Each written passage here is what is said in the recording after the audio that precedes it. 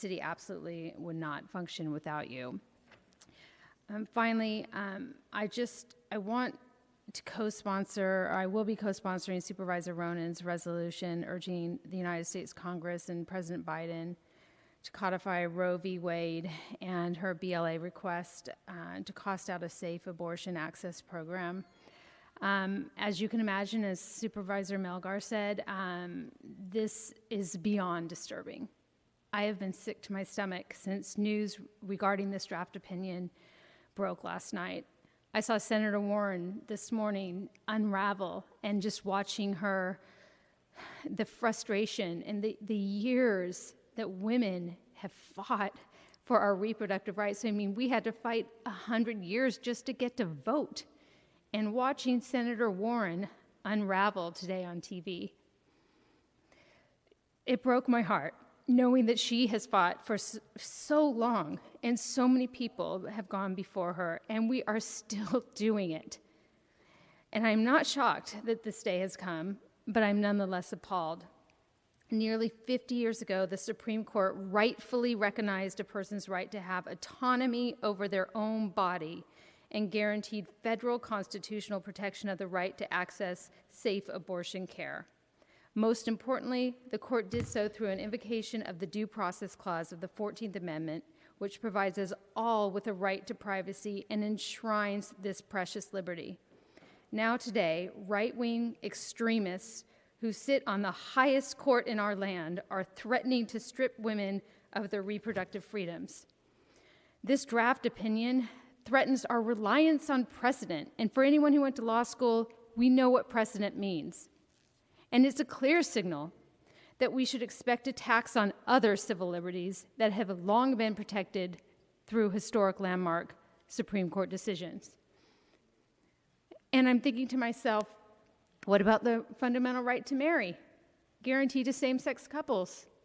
From June 26, 2015, my daughter's birthday. This weekend, I'm officiating my sister's wedding in Sacramento to her future wife. They are expecting a baby. I fear for her future with this SCOTUS. It makes me sick. And I want to take a minute to note, too, that abortions are being banned before assault rifles. These justices and all the advocates should get the words pro-life out of their mouths. This has nothing to do with the sanctity of life. It's all about control and power.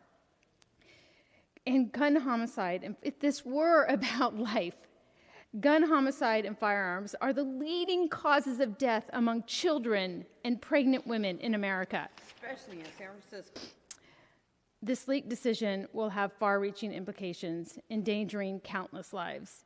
And as we await another important decision from the Supreme Court, another gun case, which will likely put more lives in danger by weakening gun laws across this entire country, we have to continue to fight back in every way we can. This Supreme Court is not pro-life. In my opinion, it is absolutely pro-death, given their recent rulings and where we know they're going. And let us not forget the majority of justices who will likely support this draft opinion are the same ones who made empty promises to not overturn what they saw as settled law to the Senate Judiciary during their confirmation hearings not too long ago. These are not people who we can rely on their word. These conservative extremists have been working towards this for decades. They are merciless, and they will stop at nothing until they succeed in taking away women's reproductive rights by any means necessary. This is a catastrophic warning shot, and we have to fight like hell to do all that we can to protect access to essential healthcare services. And if we don't, we all know too well who is going to suffer. As Supervisor Ronen said, low-income, Black, Brown, and indigenous women. I applaud Governor Newsom's swift commitment to explicitly protect abortion rights in the California Constitution. However, we cannot rely on states alone to resolve this. With Democrats at the helm in Washington, D.C., they must act now to codify the reproductive rights established through Roe v. Wade and ensure that women may continue to have equitable access to health care. And we must do everything we can as the midterm elections are just 188 days away. I will continue to work with my incredible female colleagues on the Department on the Status of Women, Planned Parenthood, and NARAL, and if they think we're going away or we're going to take this lying down, they have seen nothing yet. Thank you. Thank you, Supervisor Stefani. And Mr. President, seeing no names on the roster, that concludes the introduction of new business. Thank you, Madam Clerk. Let's go to public comment. At this time, the Board of Supervisors welcomes general public comment. We will